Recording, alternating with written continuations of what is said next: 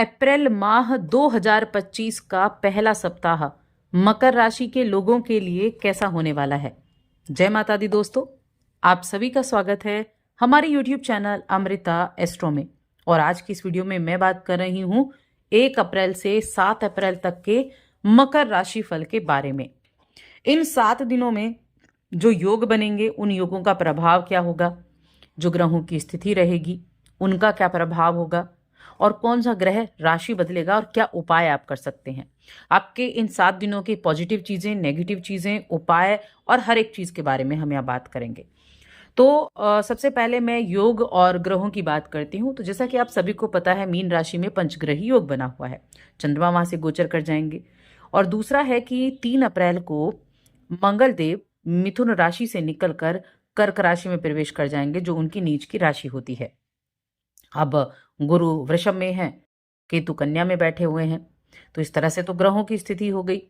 अब इसके अलावा क्या है, योग बड़े अच्छे बने हैं। गज की श्री राज योग बना हुआ है आपके लिए, यहाँ लक्ष्मी नारायण योग बना हुआ है, और साथ में हिंदू नववर्ष का नववर्ष भी प्रारंभ हो चुका है। तो यहाँ इस नववर्ष के राजा और मंत्री दोनों ही सूर्यदेव हैं, जो कि मीन राशि में विराजमान है।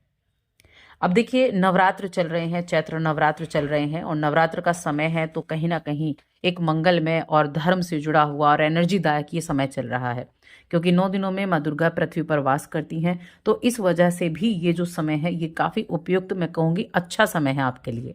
तो उसके लिए भी मैं आपको उपाय बताऊंगी जो बहुत ज़्यादा बेनिफिट देने वाले आपके लिए रहेंगे। तो ये हो गई ग्रहों की बातें। अब चलिए राशिफल की बात कर लेते हैं। तो आगे बढ़ने से पहले बस छोटा सा ही निवेदन है, चैनल पर पहली बार आए हैं और अभी तक चैनल को सब्सक्राइब नहीं किया है तो चैनल को सब्सक्राइब जरूर कर लें। सबसे पहले मैं हेल्थ की बात करूंगी कि आपकी हेल्थ कैसी रहेगी। एक तो आपकी राशि के स्वामी की बात की जाए तो आपकी राशि के स्वामी आपके तीसरे भाव में बैठे हुए हैं। तीसरे भाव में पंचग्रही योग भी बना हुआ है, क्योंकि 5 ग्रह एक साथ विराजमान है। अब जो तीसरा भाव है वो कई प्लैनेट्स ऐसे हैं जो मैलेफिक प्लैनेट होते हैं, जिनको हम पापी ग्रह बोलते हैं, उनके लिए बड़ा अच्छा होता है। राहु के लिए अच्छा है, सूर्य के लिए भी अच्छा है, शनि के लिए भी तीसरा भाव बहुत अच्छा होता है। ऊपर से आपकी शनि की 7.5 अब समाप्त हो चुकी है। मकर राशि के जातकों के लिए ये बड़ी अच्छी खुशखबरी है कि शनि की 7.5 समाप्त हो चुकी है। तीसरे भाव में ये ग्रह जो होंगे ना, ये अच्छे रिजल्ट देने का काम भी करने वाले हैं। अब हेल्थ का क्या कहा जाए, तो देखिए 5वें भाव में बृहस्पति मौजूद हैं। 5वें जो मकर राशि के जातक हैं उनके 5म भाव में, तो सेहत के लिहाज से अच्छा रहेगा। पॉजिटिव रिजल्ट आपको देखने को मिलेंगे। कोई दिक्कतें थी तो उनमें भी आपको ठीक से रिजल्ट मिलेगा। आप इन दिनों में आप देखेंगे कि इस सप्ताह में, या अभी जब से शनि का गोचर हुआ, या इस सप्ताह की बात करें, आपके मन में इस तरह की चीजें हो सकती हैं। जिम ज्वाइन करने का आपके मन में हो सकता है, एक्सरसाइज करने का मन में हो सकता है। बहुत अधिक सोच विचार अपनी हेल्थ को अच्छा रखने के लिए आपके जीवन में होने वाला है। ये आप अभी इस समय अवधि में देखना शुरू करेंगे। कार्य क्षेत्र की अगर बात की जाए तो देखिए, कार्य क्षेत्र में भी यहाँ रिजल्ट अच्छे मिलते दिख रहे हैं। आपके अपने विचार और आपकी बनाई गई योजनाएं आपको बहुत स्पष्ट रखेंगी। यानी जब व्यक्ति का नजरिया स्पष्ट होता है और उस विस्तृत रूप से व्यक्त भी कर पाते हैं उसको कि आपको क्या चाहिए और आपको क्या करना है, तो आपके बातचीत करने का तरीका भी महत्वपूर्ण हो जाता है। आपका कॉन्फिडेंस लेवल भी बढ़ जाता है, और जिन लोगों के सामने आप अपनी बातों को कह रहे हैं उनके ऊपर गहरी छाप भी छोड़ता है। तो ये आपके लिए एक पॉजिटिव रिस्पॉन्स मिलने का समय भी मैं कह सकती हूँ। अगर आप किसी ऐसी चीज में थे, आपके ऑफिस का माहौल अच्छा नहीं था, वहां बड़ी राजनीति चल रही थी, बड़ी पॉलिटिक्स चलती है ऑफिस में, ऑफिशियल पॉलिटिक्स से बहुत सारे लोग परेशान भी होते हैं, तो कुछ भी ऐसी नेगेटिव चीजें थी, ऐसी टॉक्सिक कंडीशन आपकी बनी हुई थी, तो हो सकता है उससे बाहर निकलने के लिए आपको थोड़ी सी कूटनीति का सहारा लेना पड़े। तो जरूर लें, जरूर लें। कई बार ऐसी कूटनीति का सहारा लेना होता है। आप उतने एफर्ट कर पाते हैं जितने एफर्ट की आवश्यकता है। थर्ड भाव क्या है, थर्ड हाउस क्या है, थर्ड हाउस है एफर्ट का, हार्डवर्क का, जहां पर ये ग्रहों की युति है। तो आप ऐसे एफर्ट कर पाएंगे। कोई भी नया काम, कोई भी पार्टनरशिप आप कर रहे हैं, नए काम की शुरुआत आप कर रहे हैं, नवरात्र चल रहे हैं, आपके मन में विचार चल रहा होगा ये नया कार्य शुरू कर दिया जाए या इस नए कार्य से जुड़ा जाए, तो बहुत सोच समझ कर, एकदम अच्छे से बातचीत करके अपने कम्युनिकेशन को बिल्कुल भी गैप न लाने दें। अच्छे से सोच विचार करके ही चीज़ों पर ध्यान दें और स्वीकार करें।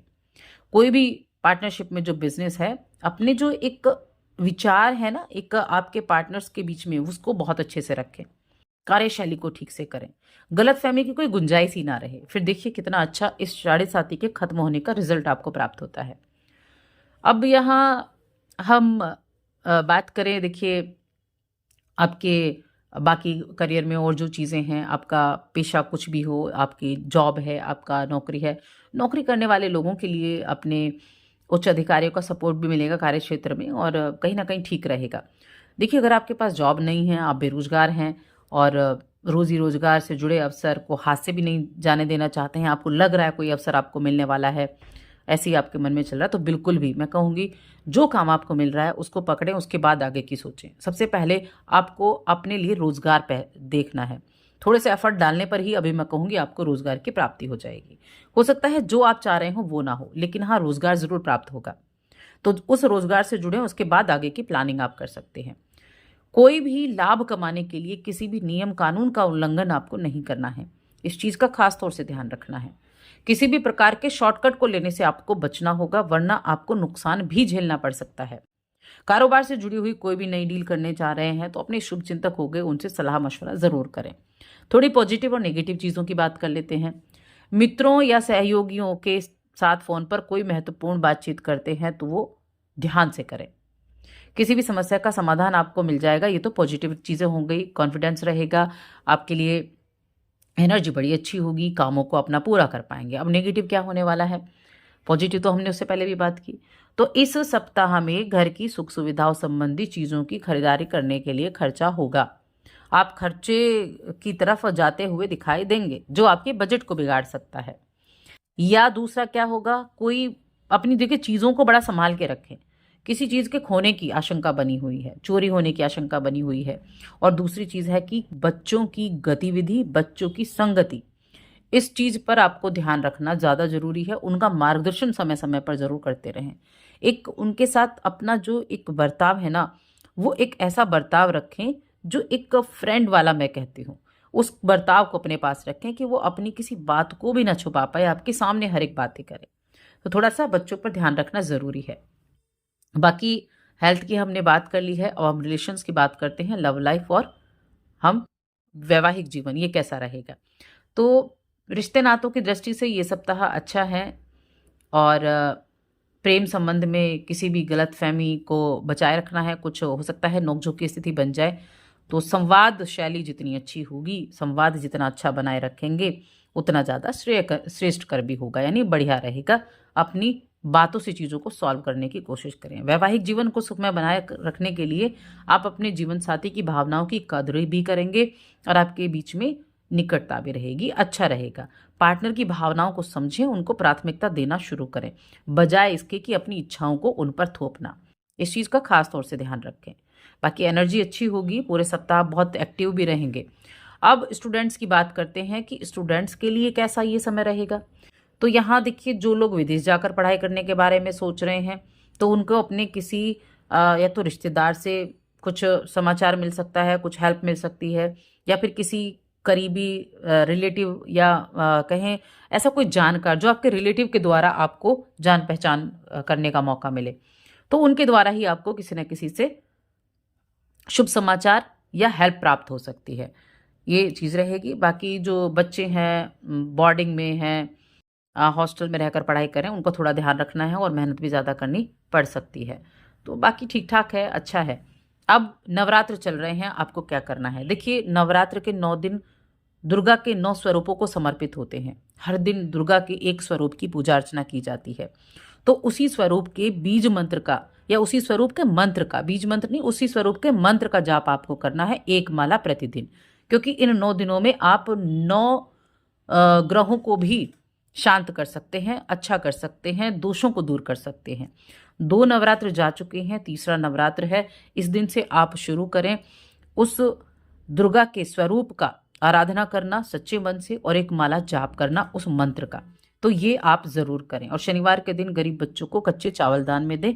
बस ये उपाय करना है। बस आज की इस वीडियो में इतना ही। वीडियो कैसी लगी हमें कमेंट करके जरूर बताएं।